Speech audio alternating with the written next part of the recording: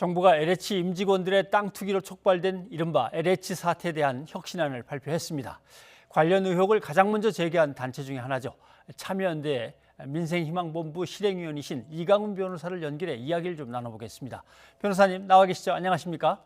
네, 안녕하십니까? 네, 정부가 LH에 대해서 혁신 방안을 내놨습니다. 보시기에 이 정도면 국민이 납득할 만한 혁신입니까?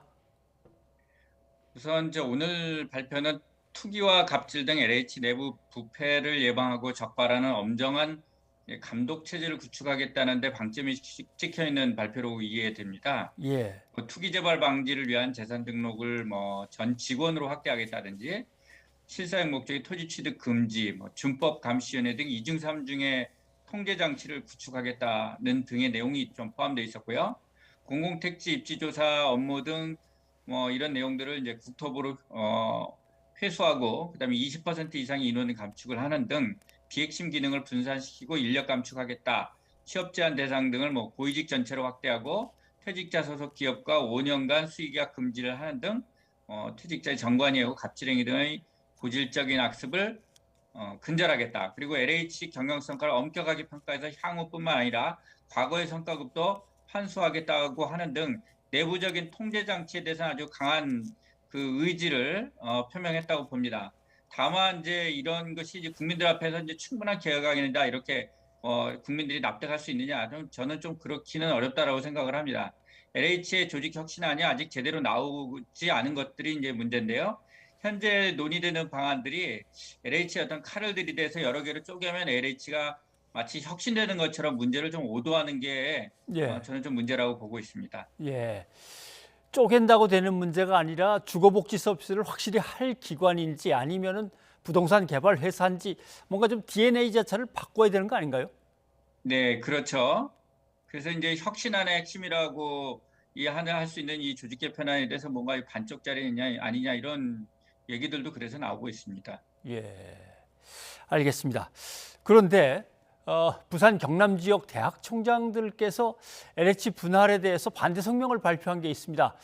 공기업에 취업하려고 희망을 하고 있는 학생들이 괜히 희생물이 되는 거 아니냐 이제 이런 얘기인 것 같은데 이건 어떻게 보십니까? 네, 지금 LH 계약이 공기업이 이제 공기업다운 역할을 하지 못해서 생긴 어떤 조직 문화의 부패 또 LH 사업의 어떤 투기를 불러일으키는 문제에 대한 사회적 공분 때문에 이렇게 크게 촉발된 게 아닙니까? 그래서 이제 이 문제를 누가 누구에게 유리하고 불리한 이해관계 문제로 좀 접근하지 않았으면 좋겠다 이렇게 생각을 하고요. 예, 대학에서도 이제 지적하는 근본적인 문제를 보면 이제 이 일탈행위로 인한 행위들을 이제 일벌백계 하고 강도 높은 내부 혁신을 좀 해라.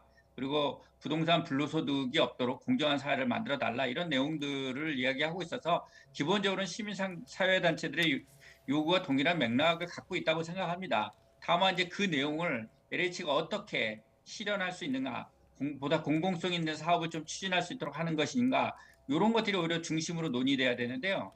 지금 현재 이제 논의가 조금 정부에서 지금 제안하고 있는 주거복지와 토지주택 분리 이런 방안이라든지 또는 모회사 자회사로 이렇게 나누는 방안 이런 것들이 이제 민주당 내에서도 아마 이런 부분들이 수긍이 잘 안 되는 모양이에요. 예. 그래서 저희들이 봤을 때도 이게 수익을 발생시키는 자회사 사업이나 이런 것들을 이제 자회사 사업으로 이제 내보내고 모회사가 이걸 감독하겠다 이런 것들이 감시 견제가 잘 안 될 것으로 생각이 돼요. 그리고 전반적으로 오히려 공익 사업을 축소시키고 위축시키지 않겠는가, 오히려 수익 사업이 더 확대되지는 않겠는가 이런 좀 우려를 하고 있거든요. 이런 예. 부분들에 대한 우려들을 좀 정부가 충분히 좀 받아들이고 오히려 그 내용, 그 LH 사업의 그 자체가 지금 어떤 투기로 연결되는 어떤 그런 그 우려들이 있기 때문에 네. 그런 부분들을 좀 줄여나갈 수 있는 어떤 방식으로 좀 개혁했으면 좋겠습니다. 네, 알겠습니다. 자, LH 토지주택공사에서 정치권 얘기를 좀 넘어와 네. 봐야겠습니다. 오늘 권익위원회에서 민주당 소속의 국회의원 그리고 그 가족들의 부동산 거래에 대해서 전수조사 결과를 내놨습니다. 12명의 16건의 불법 거래 의혹이 밝혀졌다라고 하는데 어떤 의혹들이 나왔다는 겁니까?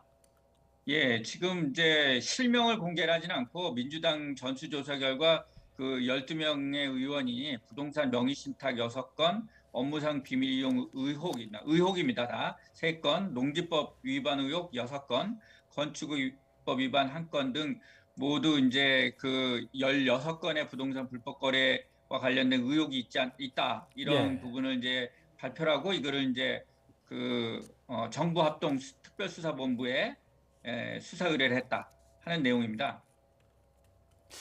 어, 민주당에서는 문제가 심각한 의원의 경우는 탈당 조치까지 고려할 수 있다 이렇게 얘기를 했습니다. 실제로 뭐 자기가 갖고 있는 어떤 특권을 남용한 경우도 있을 거고 정보를 이용한 경우도 있을 거고 이해 충돌의 문제가 있을 수도 있는 경우도 있을 거고 좀 다르긴 하겠습니다만은 상황에 따라서는 어떤 조치가 필요하다고 보시는지요? 네, 이런 지금 그 이해충돌 방지와 관련돼서 이렇게 8년여 정도 이 법을 통과시키지 않도록 이렇게 그동안에 국회에서 지지부진한 논의를 됐던 게 바로 이런 문제 때문에 그 법을 제정하지 않으려고 했던 게 아니냐. 사실 그런 얘기까지 나올 법하거든요. 예, 지금 이런 그 농지법 위반이라든지 명의신탁 이런 건축법 위반이라든지 이런 그 여러 행위들은 또 업무상 비밀 그 이용 의혹이요. 상당히 심각한 수준의 의혹이죠. 그래서 이런 부분들에 대해서 국회 그동안에 국민들의 감시를 받지 않았다. 예, 그리고 이런 것도 알 수도 없었다. 그래서 이런 부분들이 지금 이제 만약에 드러난 것이 있다면은 그 부분에 대해서는 그 정부 여당이 스스로 약속한 대로 뭐 출당을 시키고 또 국회에서는 이런 부분에 대해서 조사를 해서 윤리특위에서 조사를 해서 그 심각한 사안에 대해서는 제명 조치까지도 취해된다 이렇게 보고 있습니다. 네.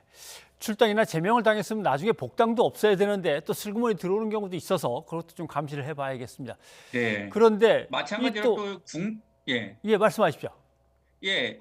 그다음에 이제 이번에 이제 국민의힘 의원들은 이 부분을 뭐 피해 나가는 것처럼 이렇게 하고 있는데 국민의힘 의원들도 이 부분에 대해서 하겠다는 말은 계속했었는데 예, 실제로는 당이 정확하게 전수조사에 응하지 않았었거든요. 예, 그래서 이 부분에 대해서도 이렇게 국민들이 지금 따갑게 그 국민의힘을 바라보고 있다라는 걸 좀 아셔야 될 거라고 생각합니다. 아마 네, 국민들은 지난번 선거 때 대부분 그 국민의힘 의원들이 상당히 부동산 자산을 많이 보유하고 있다는 걸 알게 됐었고, 제가 그 당시에 그 대충 얼추 봤어도 민주당 의원들보다 부동산 자산 보유가 뭐 금액적인 부분이나 보유 건수면 훨씬 많았거든요. 네, 그러면 국민들이 봤을 때 국민의힘들이 여당 의원들보다 더 깨끗한 의원들이라고 그렇게 생각하지는 않을 것 같습니다. 오히려 이런 기회에 좀 법적 윤리적 기준에 부합하도록 어떤 자산 보유의 준법성이라든지 윤리성, 투명성을 좀 강화하는 그런 조치를 국민의힘도 스스로 좀 취해줬으면 좋겠다. 예, 이렇게 부탁드리고 네, 싶습니다. 알겠습니다. 참여연대 이경훈 변호사님 오늘 여기까지 듣도록 하겠습니다. 고맙습니다. 네, 감사합니다.